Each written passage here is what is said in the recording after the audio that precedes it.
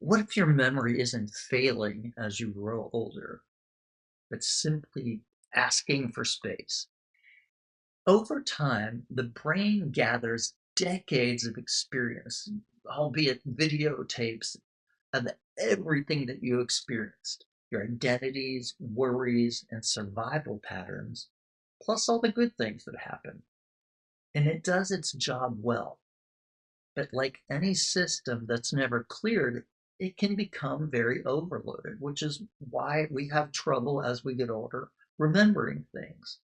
Those small memory glitches are often not signs of decline, they're signals that something old, a lot of things old perhaps, are ready to be released.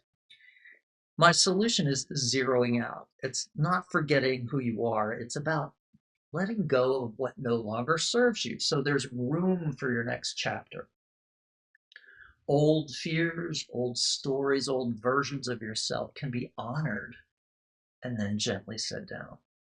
And this applies to how we see ourselves as well.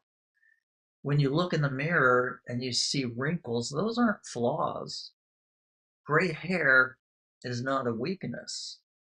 They're marks of strength, depth, and lived wisdom. When we try to hide them, we hide our power, our authentic self. When we accept them, we step into authenticity. Zeroing out creates room in the mind and the soul for an encore career, deeper peace, and your amazing future. If this resonates with you, like and subscribe to support this message. There's 500 videos here with all kinds of information. I call it psycho spiritual therapy.